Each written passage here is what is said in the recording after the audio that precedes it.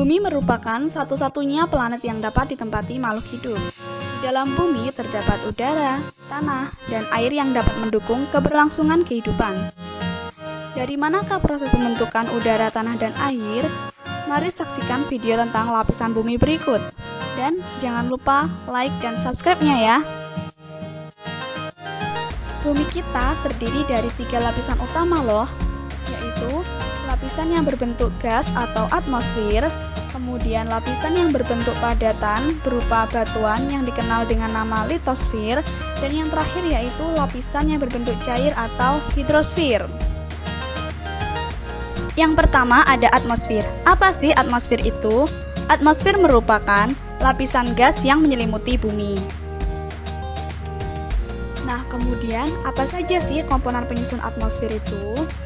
Jadi, komponen penyusun atmosfer itu ada nitrogen sebanyak 78%, yang kedua ada oksigen sebanyak 21%, yang ketiga ada argon sebanyak 0,9%, dan yang terakhir ada karbon sebanyak 0,1%. Tahukah kalian, terdapat 5 lapisan atmosfer kita?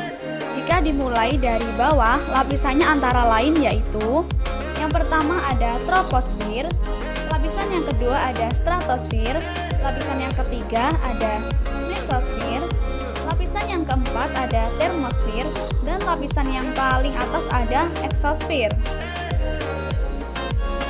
Ciri khas dari lapisan troposfer yaitu lapisan troposfer merupakan lapisan yang paling dekat dengan bumi, dengan ketinggian yang terhitung mulai dari permukaan laut 0 km hingga 10 km di atas permukaan laut dpl.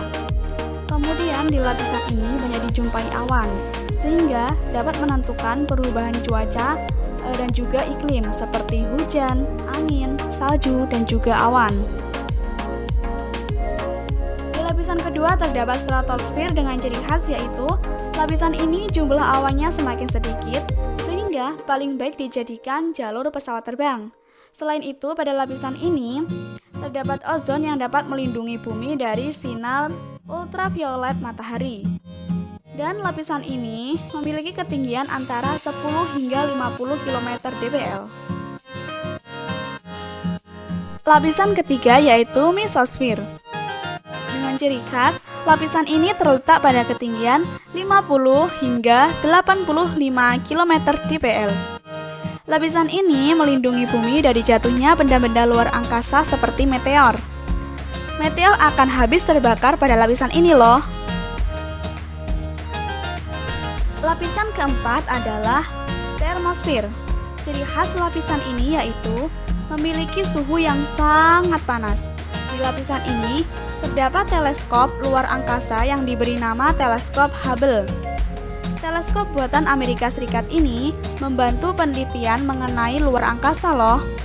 Selain itu, pada lapisan termosfer terdapat gelombang radio yang memancar hingga ke bumi. Oleh karena itu, lapisan termosfer ini disebut juga dengan ionosfer. Lapisan yang paling atas yaitu termosfer. Ciri khas dari lapisan ini yaitu langsung berbatasan dengan luar angkasa dan juga banyak gas hidrogen yang berada di sana. Nah, pada lapisan ini terdapat satelit-satelit buatan. Selanjutnya, kita pelajari lapisan bumi yang berbentuk padat. Lapisan ini disebut dengan litosfer. Litosfer adalah lapisan batuan yang ada di bumi. Berdasarkan struktur padatan bumi, ternyata di lapisan ini terbagi menjadi 3 bagian padatan, yaitu yang pertama ada kerak bumi, yang kedua ada mantel bumi, yang ketiga ada inti bumi. Kerak bumi adalah lapisan padatan yang paling luar. Kerak bumi ini menjadi tempat tinggal makhluk hidup loh. Terdapat 2 macam kerak bumi, yaitu kerak benua dan juga kerak samudra. Kerak benua akan membentuk daratan, sedangkan kerak samudra akan membentuk lautan. Bagian tengah padatan bumi adalah mantel bumi atau bisa disebut dengan selimut bumi. Mantel bumi itu ukurannya lebih besar daripada kerak bumi loh. Lapisan terdalam adalah inti bumi. Inti bumi terbagi menjadi 2, yaitu inti luar dan juga inti dalam. Semakin ke dalam, suhunya itu akan semakin panas sekali.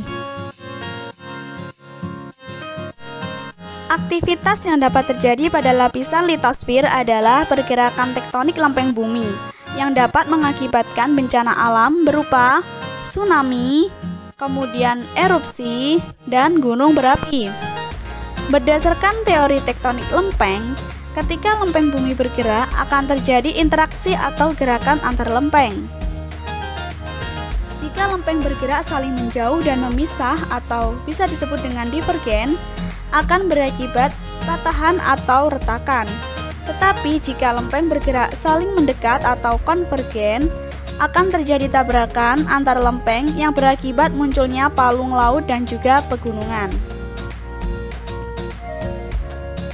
Salah satu bencana besar yang diakibatkan pergerakan lempeng bumi yang terjadi di dasar laut adalah tsunami. Tsunami terjadi jika lempeng bergerak saling menjauh atau terjadi retakan, sehingga air laut seolah-olah tersedot masuk ke dalam retakan lempeng tersebut, yang menyebabkan laut seketika surut. Beberapa saat kemudian, gelombang laut yang sangat besar akan keluar dari retakan dengan membawa energi yang sangat kuat, sehingga terjadilah bencana alam yang sangat dahsyat. Selain terjadinya tsunami, pergerakan lempeng bumi juga dapat mengakibatkan getaran bumi yang sangat kuat, atau yang biasa disebut gempa bumi. Titik pusat gempa pada bagian dalam bumi disebut hipocentrum, sedangkan pusat gempa di sekitar permukaan bumi disebut epicentrum. Ilmu tentang gempa dinamakan seismologi, sedangkan alat ukur gempa adalah seismograf. Biasanya, jika di suatu daerah terdapat gempa, alat seismograf akan mendeteksi adanya getaran bumi tersebut dan menentukan berapa besar getarannya dengan skala Richter. Jika terjadi gempa, lakukanlah tindakan penyelamatan diri dan juga keluarga dengan baik, dengan cara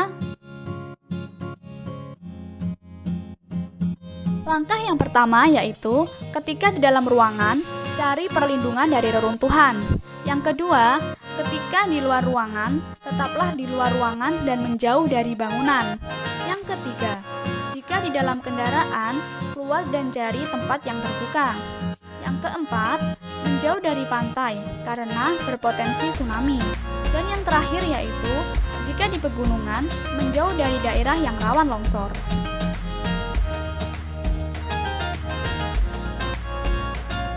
Selain tsunami dan gempa bumi, akibat lain dari pergerakan lempeng tektonik adalah terjadinya erupsi gunung berapi. Erupsi adalah keluarnya magma dan material lain dalam bumi atau yang disebut sebagai gunung meletus. Material yang dikeluarkan gunung berapi bisa berupa padatan seperti batuan dan berbentuk cair yang biasa disebut lava dan juga lahar, dan material berbentuk gas seperti H2S, kemudian SO2, dan NO2 yang termasuk gas beracun. Ada 4 level tingkatan status gunung berapi loh. Semakin tinggi levelnya, menandakan gunung tersebut akan segera meletus. Level pertama adalah normal. Level kedua yaitu waspada.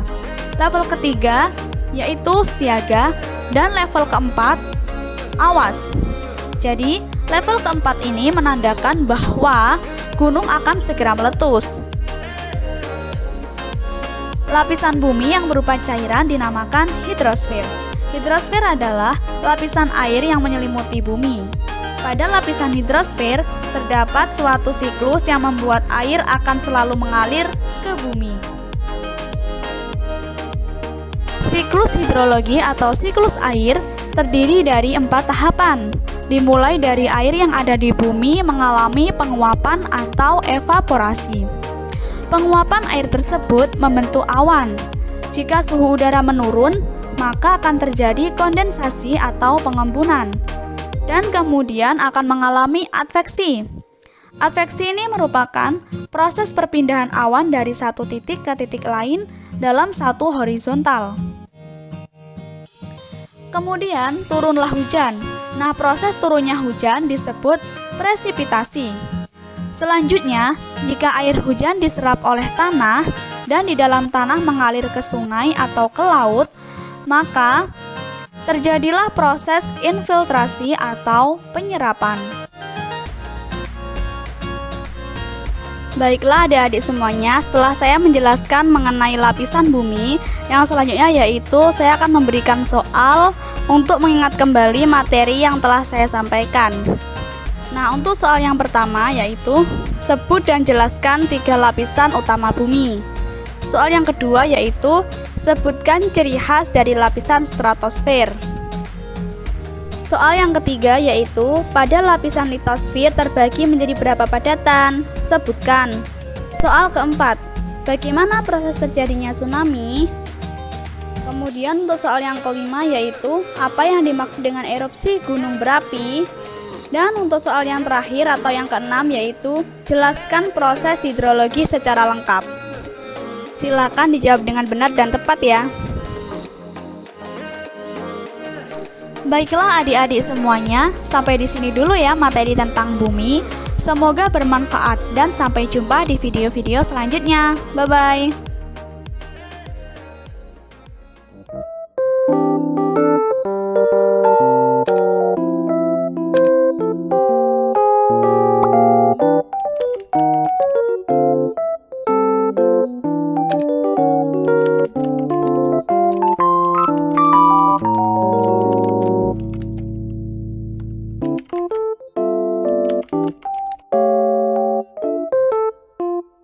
Thank you.